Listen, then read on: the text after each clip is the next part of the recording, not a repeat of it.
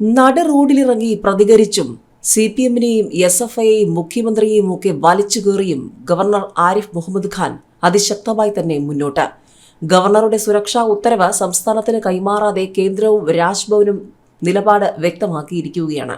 17-അംഗ CRPF സംഘമാണ് രാജ്ഭവനിൽ. കൂടുതൽ CRPF സംഘം എത്തും. സംസ്ഥാന പോലീസ് എന്ത് ചെയ്യണമെന്നതിൽ ഒരു വ്യക്തതയുമില്ല. അതേസമയം പ്രതിഷേധം തുടരുമെന്നാണ് SFI പറയുന്നത്.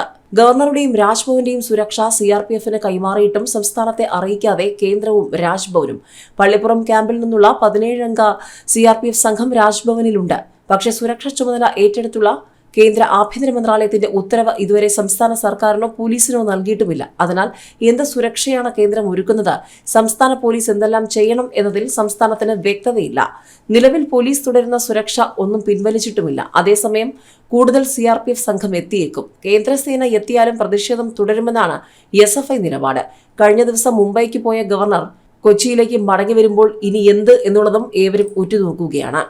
ഏതായാലും അമിത്ഷായെ വിളിക്കൂ, പ്രധാനമന്ത്രിയെ വിളിക്കൂ എന്ന നിലപാടിൽ ഉറച്ച നിലമേൽ നിരത്തിൽ ഗവർണർ ഇറങ്ങിയതോടെ സംസ്ഥാന സർക്കാരിന് ചോദ്യങ്ങളുടെ പെരുമഴയായിരുന്നു. ഇതാദ്യമായൊന്നുമല്ല ഗവർണർ അതിശക്തമായി പ്രതിഷേധിക്കുന്നത്. കരിങ്കൊടി കാണിക്കാനെത്തിയ SFI പ്രവർത്തകരെ അറസ്റ്റ് ചെയ്യാൻ തെരുവിലിരുന്നത് 2 മണിക്കൂറാണ്. 2 മണിക്കൂർ പ്രതിഷേധിച്ച് ഗവർണർ ആരിഫ് മുഹമ്മദ് ഖാൻ പിണറായിയുടെ ആഭ്യന്തര വകുപ്പിനെ വിറപ്പിക്കുക തന്നെയായിരുന്നു.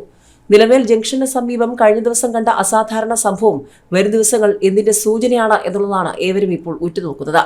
വാളകം സദാനന്ദപുരം ആശ്രമത്തിൽ സദാനന്ദ സ്വാമിയുടെ മഹാസമാധി ശതാബ്ദി വാർഷിക പരിപാടി ഉദ്ഘാടനം ചെയ്യാൻ MC റോഡ് വഴി വരികയായിരുന്നു ഗവർണർ. SFI പ്രവർത്തകർ നിലമേൽ കൊട്ടാരക്കര റോഡിൽ ഗവർണറെ വിമർശിക്കുന്ന കറുത്ത ബാനറുകളുമായി കാത്തുനിൽപ്പുണ്ടായിരുന്നു. വാഹനം അടുത്തെത്തുമ്പോൾ പ്രവർത്തകർ ഗോ ബാക്ക് വഴികളുമായി മുന്നോട്ടെത്തി. സ്ഥലത്തുണ്ടായിരുന്ന പോലീസ് തടയാൻ ശ്രമിച്ചു. ഇത് കണ്ട ഗവർണർ വാഹനം നിർത്തിച്ച് പ്രതിഷേധക്കാർക്ക് അരികിലേക്ക് നീങ്ങി. SFI-ക്കാരും ഗവർണറും മുഖാമുഖം എത്തിയതോടെ സംഘർഷം ഒഴിവാക്കാൻ പോലീസ് പാടുപെട്ടു. SFI-ക്കാർ വാഹനത്തിൽ ഇടിച്ചെന്നും അറസ്റ്റ് ചെയ്യണമെന്നും FIR കണ്ട ശേഷമേ യാത്ര തുടരൂവെന്നും പ്രഖ്യാപിച്ച് ഗവർണർ സമീപത്തെ കടയ്ക്ക് മുന്നിലിരുന്നു. DGP ഷേഖ് ദർവേഷ് സാഹിബ് അടക്കമുള്ളവർ ഫോണിൽ അണനയിപ്പിക്കാൻ ശ്രമിച്ചിട്ടും മടങ്ങിയില്ല. ഇതിനിടെ പ്രതിഷേധക്കാരെ അറസ്റ്റ് ചെയ്തു നീക്കി. യാത്ര തുടരണമെന്ന് അഭ്യർത്ഥിച്ച ഉന്നത പോലീസ് ഉദ്യോഗസ്ഥരെ ഗവർണർ ശകാരിച്ചു. പിന്നാലെ FIR rural SP KM Sabu Mathew കൈമാറി. ഗവർണറുടെ നിർദ്ദേശാനുസരണം അഭിഭാഷകൻ പരിശോധിച്ച് 17 പേർക്കെതിരെ കേസെടുത്തതിന്റെ വിശദാംശങ്ങൾ ബോധ്യപ്പെടുത്തിയതോടെയാണ് ഗവർണർ മടങ്ങിയത്. ആരോഗ്യം നല്ല ഫിറ്റാണെന്ന് പറഞ്ഞിട്ടുണ്ടെങ്കിലും എന്തെങ്കിലും ആരോഗ്യ പ്രശ്നങ്ങൾ ഉണ്ടോ എന്ന് ഗവർണർ പരിശോധിക്കുന്നത് നല്ലതാണെന്ന് ഇതിനിടെ മുഖ്യമന്ത്രി പിണറായി വിജയൻ പറഞ്ഞു. ഗവർണറെ വിമർശിച്ചും പരിഹസിച്ചും മുഖ്യമന്ത്രി നടത്തിയ പത്രസമ്മേളനത്തിലാണ് ഇക്കാര്യം പറഞ്ഞത്. നയപ്രഖ്യാപന പ്രസംഗം വായിക്കാൻ അദ്ദേഹത്തിന് സമയമില്ല. 1.5 മണിക്കൂർ റോഡിൽ കുത്തിയിരിക്കാൻ വളരെ ഭേഷ്.